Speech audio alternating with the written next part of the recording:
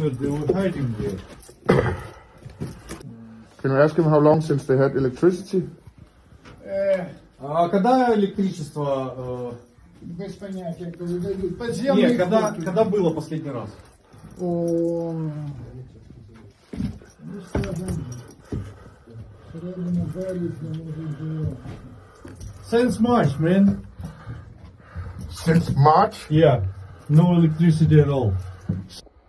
So this is where the civilians in this village stayed, and sometimes the army also rested here. They stay here up to 2 weeks at the time when the shelling is very bad. And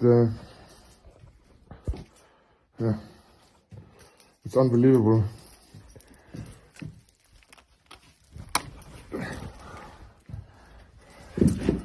This is where they went. They dig this hole themselves. And they went here when the shelling and the rockets was worst. Yeah. There's no military structures in this village. No checkpoints. No nothing.